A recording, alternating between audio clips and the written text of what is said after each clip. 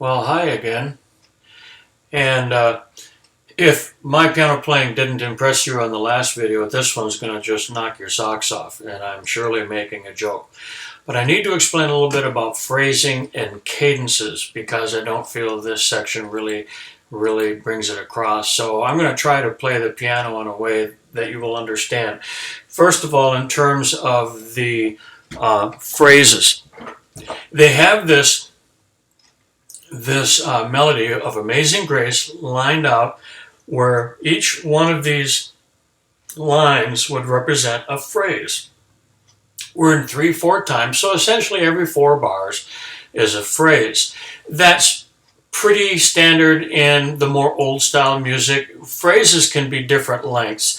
It's often determined by, well, the singer ran out of air and has to take a breath in a place that makes some logic.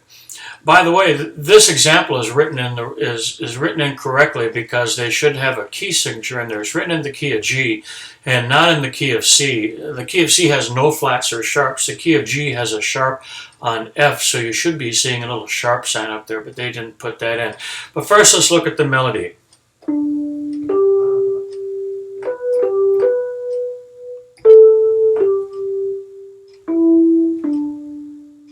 Here's your first phrase.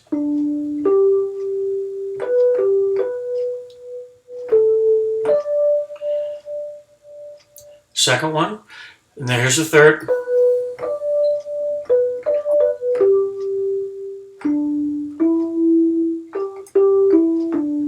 And the last phrase.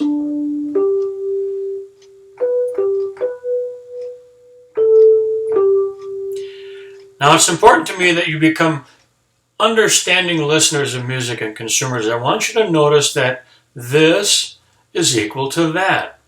If you listen to any of the songs that you like that really catch your ear, it's because they repeat certain key elements in their melodies. It's not just this constant stream of notes that the brain cannot latch onto. Okay?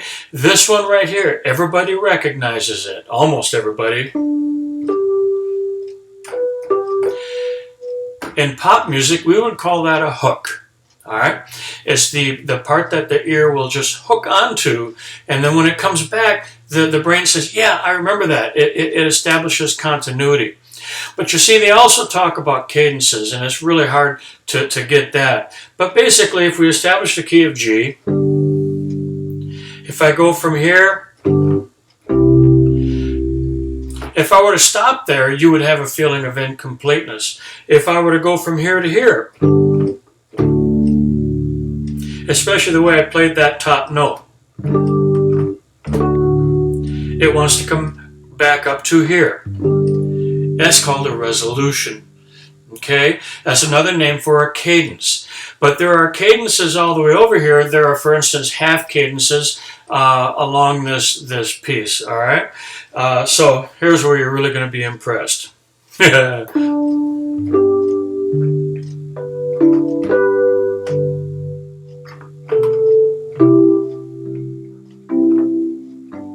There's a cadence right there.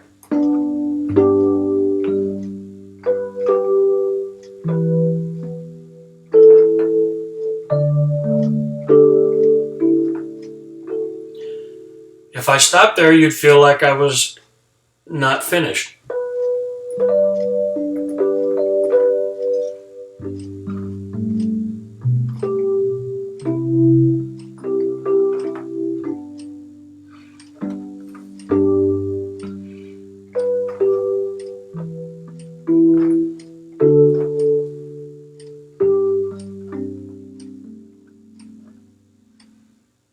Now it feels finished. All right, so I hope you've been able to tolerate my really bad piano.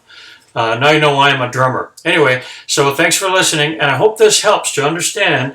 Here we have, and I'll just play you some of the technical aspects. That's the home chord, the tonic chord, and here's a progression, what we call a half plagal cadence. Okay, a half plagal. I went from the 1 chord to the 4 chord. If I resolve it, that's called a plagal cadence. Okay, because it's at rest. You might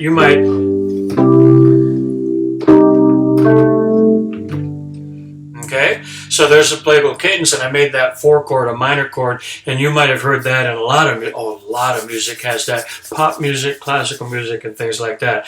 The most pure cadence is what we call the 5-1. Now I can go to a half plagal, and then do the 5, and then 1. Okay, and so it's just when we do these things, we have to feel resolved, and when we wind up, when a chord leaves us hanging, that's a half cadence. A true cadence is when